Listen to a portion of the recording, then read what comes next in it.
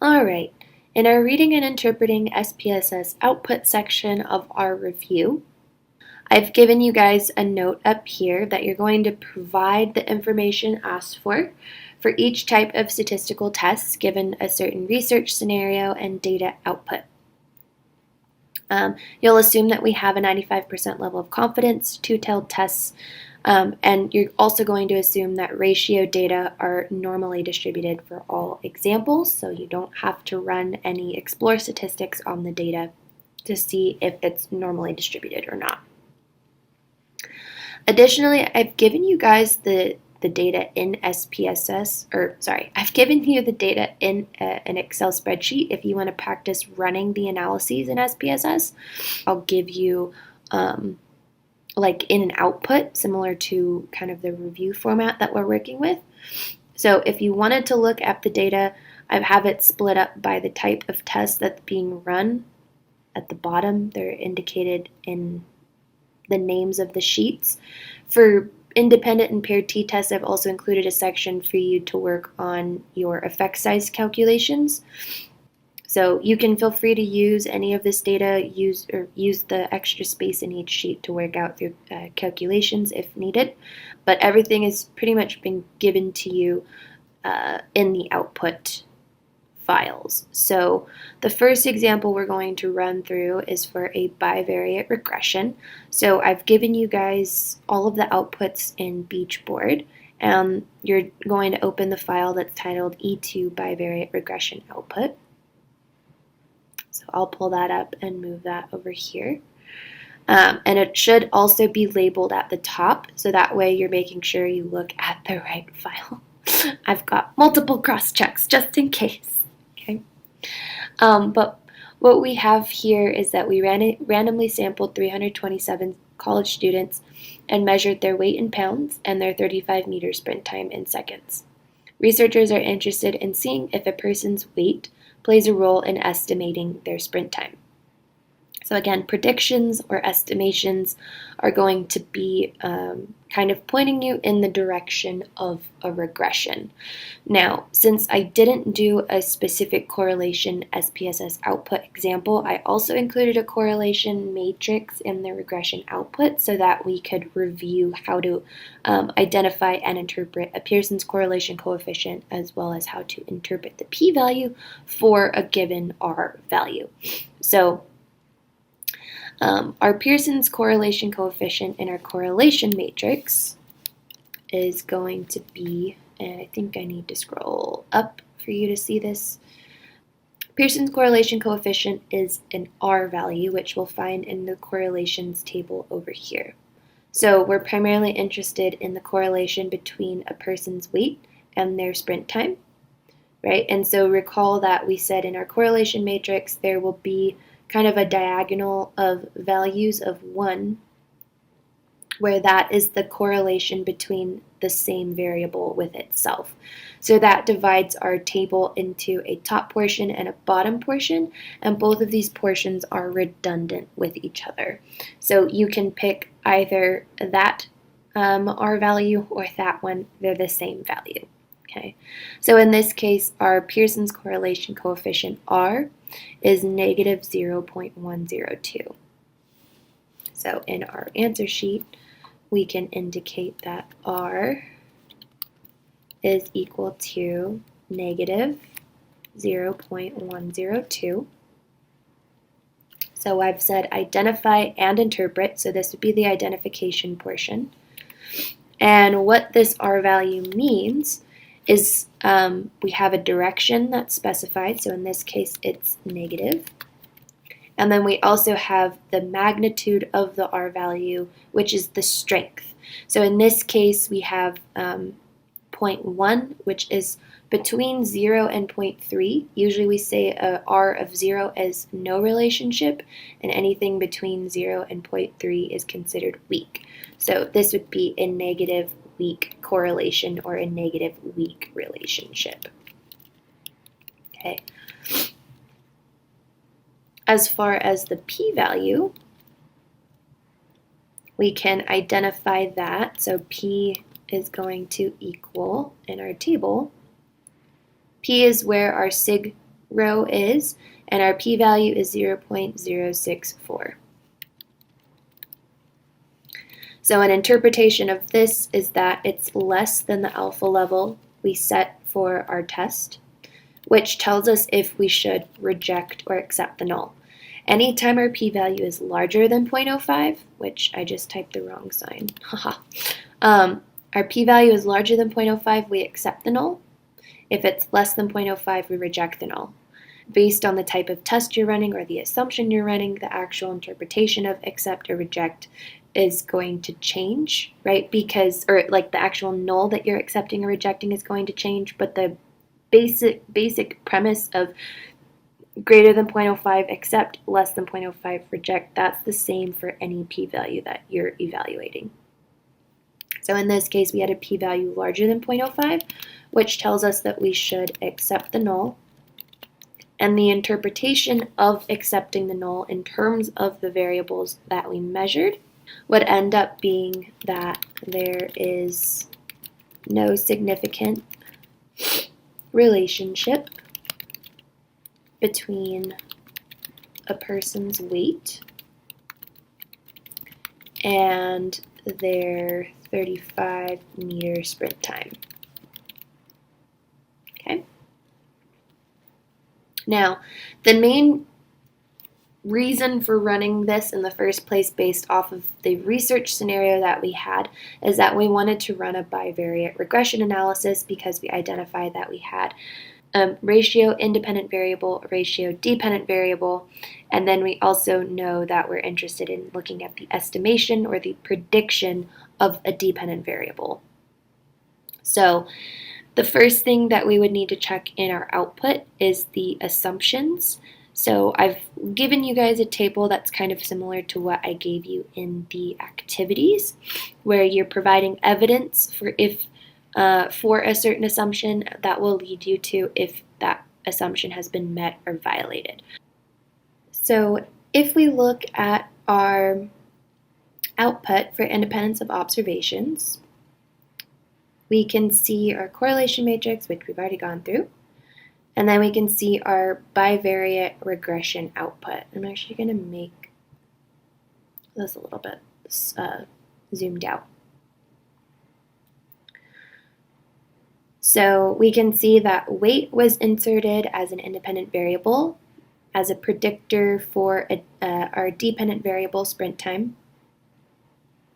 Our model summary has our Durbin-Watson statistic, which is 2.003. That's our evidence for if we have independence of observations. So our DW statistic, okay, which was listed as 2.003, is between 1 and 3, which is our criteria for if we have no autocorrelation or not. So in this case, we would say that our assumption is met with the respect that no autocorrelation between residuals exists or no autocorrelation exists. So that one's good. Multicollinearity is more of a concern when we have multiple regressions because it's looking at if there are significant and strong relationships between independent variable or predictor variables.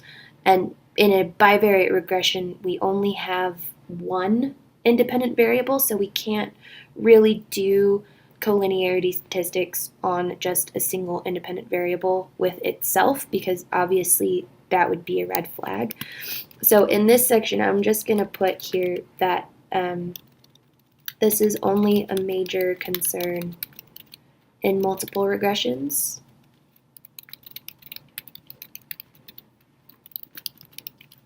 So for that reason, we're going to skip this particular assumption for a bivariate regression. For significant outliers, we're specifically looking for if there is a case-wise diagnostics table in our output, which is not included in this one. So we can reasonably assume that because there's no case-wise diagnostics table,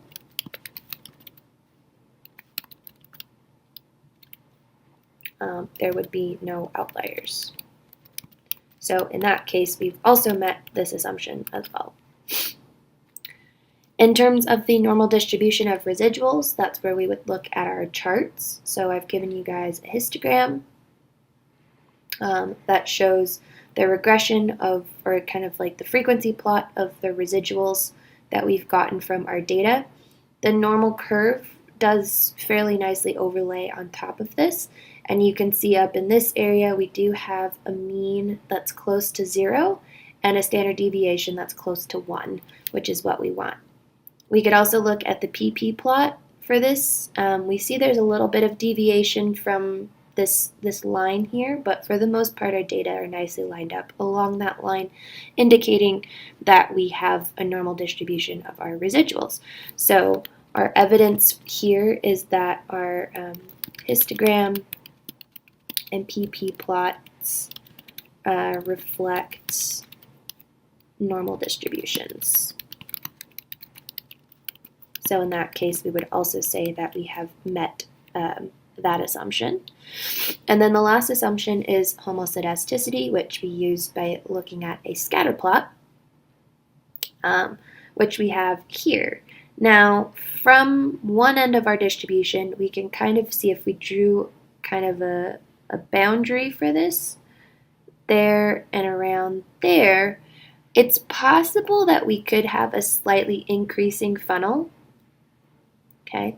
However, a majority of our data, so if we kind of cut out some of these points over here, a majority of our data don't have a pattern to them. So I'm going to put in here, there may be a slight increasing funnel, but the majority of the data look homoscedastic because there is no pattern. So in that case, I will say that we've also met this assumption. Okay. And just because I like color, I'm going to fill these in with green. This one, again, we're skipping because we have only one independent variable. So that covers our assumptions. For the main test, I've asked you to identify and interpret the coefficient of determination, which you guys should know is represented by r squared. Okay, so back in our output, we can find our r squared value by looking at our model summary, and we see here that r squared is 0.010. Okay, or 0.1 is fine. So the interpretation of that, if we multiply our r squared value by 100, we get a percentage, and that percentage represents the amount of variation in the dependent variable that can be accounted for with the independent variable. Now, the order that you write your variables is important when you're interpreting the coefficient of determination. So keep that in check. It's looking at the variation observed in the dependent variable that is explained by the independent variable or accounted for by the independent variable. So in this case, 1% of the variation observed in our dependent variable sprint time, can't spell, observed in sprint time is explained or accounted for by our independent variable, which was weight. Okay. I've also asked you to write the linear regression equation in terms of the variables provided. So I'm going to use an equation function here. My y is my sprint time. So I'll just put y sprint. And that's going to be equal to the coefficients that I find in my coefficients table. Okay, so I've been given a constant b value. This is b sub 0. So that'll be the first value that goes into my equation. And that was 7 0.135. Then from here, we usually add the relationship or B coefficient with our independent variable that's included in our model times some x for that independent variable. So here we have a B sub 1 coefficient of minus 0.003. So minus 0.003 times some x for a person's weight. Okay, and that would end up being our equation. The next question is asking us to identify and interpret the p-value in the ANOVA table. So if we scroll down, or rather up, to the ANOVA table, we can see our p-value in here is 0.064.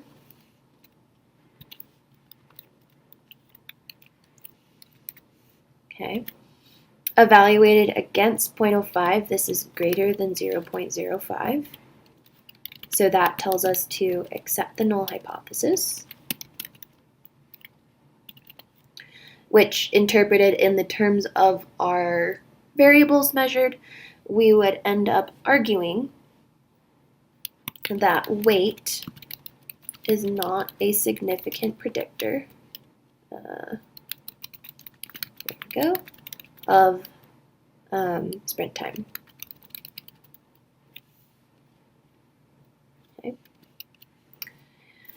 I have added another question that's asking what the B coefficient for the variable weight represents. So if we go back to our coefficients table here, we add a B coefficient of 0.003. Remember that this value is indicating the change that happens in Y, or our dependent variable, given a 1 unit change in our independent variable. So we could kind of interpret this that sprint speed decreases, because it's a negative value, 0.003 seconds for every 1 pound increase in weight. And that's what it means. Okay. Lastly, I have asked you to estimate the sprint time of a person who weighs 160 pounds. So we will be using our formula here, which I'm going to copy. And then I'll just paste this over in here where I've given you a weight of 160 pounds. And we want to know what a person's sprint time would be. So I can do equals and then stick in my formula, and then instead of x weight, I would just indicate the weight that I'm trying to use in my equation to estimate or predict sprint time.